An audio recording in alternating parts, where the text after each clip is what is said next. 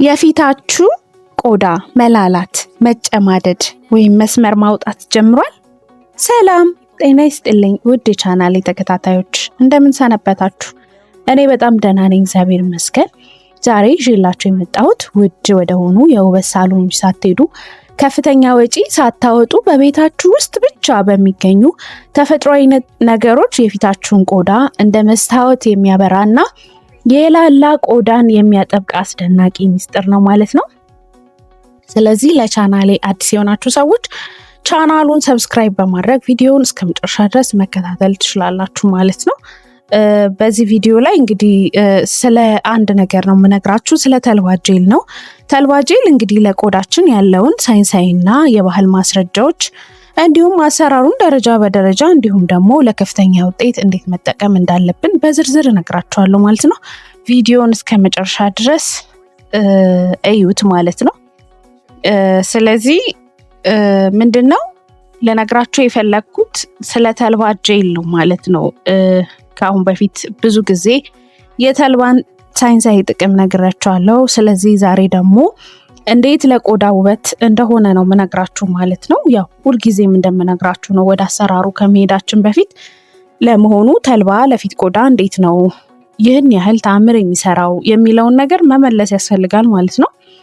ተልባ እንግዲህ በሀገራችን በኢትዮጵያ ለብዙ ዘመናት ለጤና ለውበት ጥቅም ላይ ሲውል የቆየ ድንቅ ዘር ነው። ያው አዲስ ነገር አይደለም። እናንተም በየሶሻል ሚዲያው ስታዩት ከርማችኋል ብዬ ተስፋ አደርጋለሁ። በዘመናዊ የቆዳ ሕክምና ደግሞ ደርማቶሎጂ ጥናቶች ላይ ብዙ የተረጋገጠ ስለ ተልባ ብዙ ነገሮችን እንደያዘ በሳይንስ ወይም በጥናቶች ተረጋግጠዋል ማለት ነው። አንደኛ ምን አለው ስንል ኦሜጋ 3 ፋቲ አሲድ አለው። ቆዳችን እርጥበት እንዳያጣ ያደርጋል። የቆዳ መቆጣትን ይከላከላል። እንዲሁም ደግሞ ኃይለኛ መቅላትን፣ ይሄ ኢንፍላሜሽንን፣ እብጠትን ይቀንሳል ማለት ነው። ሁለተኛው ነገር ምንድነው? ሊግናንስ ነው እና አንቲኦክሲደንትም አለው ማለት ነው።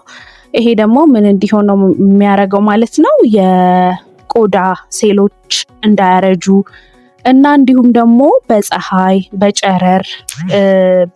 በጨረር ደግሞ እንዳይጎዱ ይከላከላል ማለት ነው። ይሄ አንቲኦክሲደንት ስለሆነ። ሌላው ሶስተኛው ጥቅሙ ምንድነው? ተፈጥሯዊ ሙስሌጅ አለው። ይሄ ናቹራሊ ጄሊ ነው በጣም። ተልባ እንግዲህ ታውቃላችሁ ለብዙ ነገር ስለምንጠቀመው እናውቀዋለን፣ አዲስ ነገር አይደለም። ግን ሳይንሳዊ ነገሩን ማወቁ እጅግ በጣም ጠቃሚ ስለሆነ ነው። ተልባ ያው ከውሃ ጋር ሲፈላ የሚፈጥረው ጄል ቆዳ ላይ በሚደረግበት ጊዜ ሲደርቅ ቆዳን የመወጠርና የማጥበቅ ስሜት አለው ማለት ነው። ይሄ ስኪን ታይትኒንግ የምንለው። ስለዚህ ከፍተኛ ኃይል ስላለው ለዛ ይጠቅማል ማለት ነው። አራተኛው ጥቅሙ ምንድነው? ቫይታሚን ኢ ነው። ቫይታሚን ኢ እንግዲህ ለቆዳ ተፈጥሯዊ ብሩህነት፣ ይሄ ግሎ የማረግ ቆዳን ግሎ የማረግ ነገር አለው። ጥቁር ነጠብጣቦችን የማጥፋት ፓወር አለው ማለት ነው። ስለዚህ እነዚህ አራት ነገሮች ይዟል ማለት ነው። ይህ ጄል ያው የቆዳን የኮላጅን ምርት በማነቃቃት የፊት መጨማደድን ስለሚከላከል ምንም አይነት ኬሚካል የሌለው ፍጹም ተፈጥሯዊ የቆዳ መንከባከቢያ ልንለው እንደፍራለን ወይም እንችላለን ማለት ነው። ምንድነው የሚያስፈልጉን ግብአት ወደ አሰራሩ ስናልፍ ማለት ነው። በጣም ቀላል ነው። እንግዲህ ሁላችሁም ሶሻል ሚዲያ ላይ የምታውቁት ነገር ነው። ተልባ 2 ሾርባ ማንኪያ እንጠቀማለን። ንጹህ ውሃ ያስፈልገናል 200 ኤምኤል አካባቢ ማለትም 1 ኩባያ ማለት ነው። እንግዲህ እነሱ ማፍላት ነው። በመጀመሪያ ንጹህ ድስት ውስጥ 2 ኩባያ ውሃ አድርገን 2 የሾርባ ማንኪያ ተልባ አድርገን አብረን መጨመር፣ ከዛ በመካከለኛ እሳት ላይ ማፍላት እንጀምራለን ማለት ነው። በጣም ግልብ እንዳይልብን ማለት ነው። ያው ተልባውን ማፍላት ስንጀምር አልፎ አልፎ በማንኪያ ማማሰል ያስፈልጋል፣ ምክንያቱም እንዳይዝብን ማለት ነው።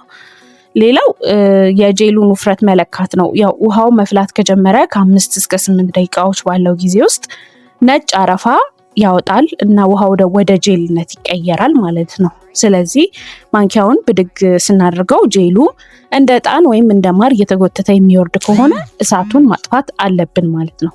በጣም ከወፈረ ለማጣራት ስለሚያስቸግረን ማለት ነው። ሶስተኛ ምንድነው? ያው ማጥለል ወይም ማጣራት ነው።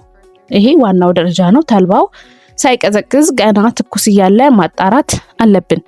ቀጭን ንጹህ የጥጥ ጨርቅ ወይም ደግሞ ጎዝ ፈልገን በሳህን ላይ አድርገን የተቀላቀለውን ተልባ እንገለብጠዋለን። ከዚያም በጥንቃቄ በመጭመቅ ንጹህ ጄል ብቻ እንለያለን ማለት ነው።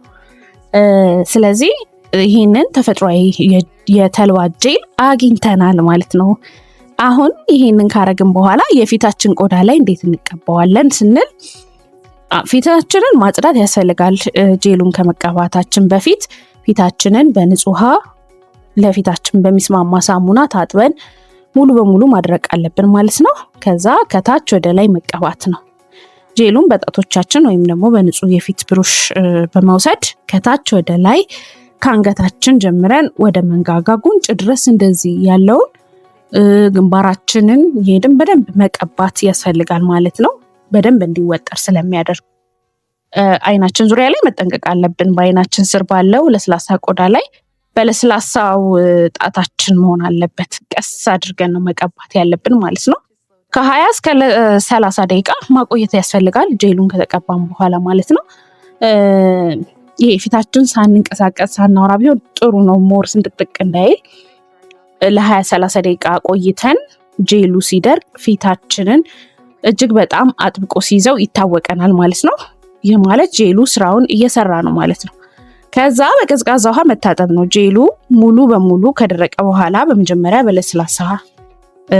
በለስላሳ ለብ ባለ ውሃ፣ በመጨረሻ ደግሞ የቆዳ ቀዳዳዎች እንዲዘጉ በቀዝቃዛ ውሃ እንታጠበዋለን ማለት ነው። ስለዚህ ይሄን ስቴፕ ያልፋል ማለት ነው። ከዛ ከታጠብን በኋላ እንደተለመደው እርጥበት የሚሰጠንን ወይም ሞይስቸራይዘራችንን ፊታችንን ካበስን በኋላ መደበኛ የፊት ክሬማችንን አፕላይ ማድረግ እንችላለን። ምንጠቀም ከሆነ መጠቀም እንችላለን ማለት ነው። እና በዚህ መልኩ ነው ፊታችን ግሎም እንዲሆን የሚሆነው ማለት ነው። አንደኛ ብዙ ጊዜ አሁን እንደዚህ አይነት ነገሮችን ስናደርግ እኛ ለጊዜያዊነት ነው የምናደርገው። የሚቀጥል ነገር ኮሚትመንት ያስፈልገዋል፣ ትዕግስት ያስፈልገዋል። ይሄ የስነ ውበት ነገር ትንሽ ትዕግስት የሚፈልግ ነገር ነውና ይህ ጄል ደግሞ ምንም አይነት ይሄ ፕሪዘርቫቲቭ ስለሌለው በፍሪጅ ውስጥ ተቀምጦ ከ7 እስከ 10 ቀን ብቻ ያገለግላል ማለት ነው። በየሳምንቱ አዲስ ማዘጋጀት ይመረጣል፣ ብዙም ባታቆዩት ማለት ነው። ከ7 እስከ 10 ቀን ብቻ። አጠቃቀማችን ደግሞ በሳምንት ከ3 እስከ 4 ጊዜ ብቻ መጠቀም እንችላለን። በአጭር ጊዜ ያው ማየት እንችላለን፣ ለውጡም በደንብ ይታያል። ግን ሞር እንደዚህ ቢሆን 3-4 ብንጠቀም በሳምንት ውስጥ ጥሩ ይሆናል ማለት ነው። ሌላው የሁልጊዜ እንደምላችሁ አለርጂ ቴስት ማድረግ ያስፈልጋል። ለመጀመሪያ ጊዜ የምንጠቀም ከሆነ ይሄን ነገር ሙሉ ፊታችን ላይ ከመቀባታችን በፊት በጆሮ ጀርባችን ወይም ደግሞ እጃችን ላይ ትንሽ ተቀብተን 15 ደቂቃ በመተው አለርጂ ቼክ ማድረግ ያስፈልጋል። ማንኛውም ነገር ዝም ብሎ ፊታችን ላይ ከማውጣታችን በፊት ማለት ነው። ስለዚህ ይሄን ይመስላል እንግዲህ። ለዚህ ነው ተልባ እጅግ በጣም ጥሩ የሚባል ይዘቶች ያሉት ተፈጥሮ የምትለግሰን አንዱ ግብአታችን ነው ማለት ነው። ስለዚህ ተልባን ከዛሬ ጀምሮ መጠቀም የጀመራችሁ ለውጡን ትነግሩኛላችሁ፣ ያልጀመራችሁ ደግሞ መጠቀም ጀምሩ ማለት ነው። እንግዲህ ውድ ተከታታዮቼ የዛሬው የላላ ቆዳ ማጥበቂያና ማብሪያ ባህላዊ የተልባ ጄል አሰራር ይህን ይመስል ነበረ። ይህን ቀላልና ተፈጥሯዊ መንገድ በቤታችሁ ሞክሩት። ያገኛችሁትን ለውጥ ኮሜንት ላይ ያሳውቁኝ። ቪዲዮን ከወደዳችሁት ደግሞ ላይክ ማድረግ እንዳትረሱ። ለወዳጅ ዘመዶቻችሁ እንዲደርስ ሼር አድርጉት።